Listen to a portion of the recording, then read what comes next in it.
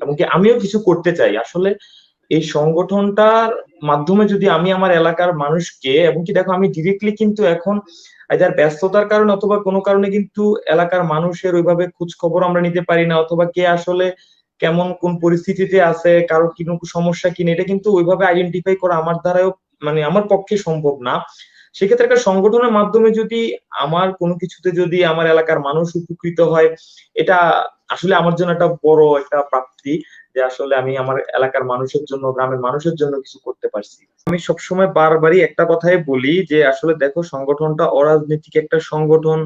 এখানে যারা আছেন তারা যেমন শফিক ভাই, তারপরে হলো যে আমাদের এমরান, সকলেই মিলে যেভাবে আসলে সংগঠনটা নিয়ে কাজ করতেছে, এই ইতিবাচক মনোভাবটা যাতে সবসময় থাকে। হ্যাঁ, আমার মত হচ্ছে ওই যে মাসিক একটা চাঁদা ধরা হোক, এটা কারো উপরে চাপ প্রয়োগ করা যাবে না যে তুমি এত দাও তুমি এত দে, না, না, সে এটা দিতে হবে। স্বেচ্ছায়। হ্যাঁ, জি। সে মাসে দিতে হবে। যে তার ইচ্ছা, যে কোনো মাসে সে 50 টাকাও দিতে পারবে, কোনো মাসে সে 5,000 টাকাও দিতে পারবে, কিন্তু সে জিনিসটা যেন কন্টিনিউ করে যায়। এটা কিন্তু অলরেডি বলা হইতেছে বারবারই, এটা কিন্তু শরীফের জায়গা থেকে বারবারই ক্লিয়ার করতেছে, এবং কি আমরা যারা আহ, সদস্যরা আছি আমরাও কিন্তু এটাই ক্লিয়ার করতেছি। আসলে চাপ প্রয়োগের কিছু না, আমি আমার জায়গা থেকে যেমন উইলিংলি এখন বলতেছি যে আমি একটা অ্যামাউন্ট আমরা মানে এখানে ডোনেট করব প্রত্যেক মাসে।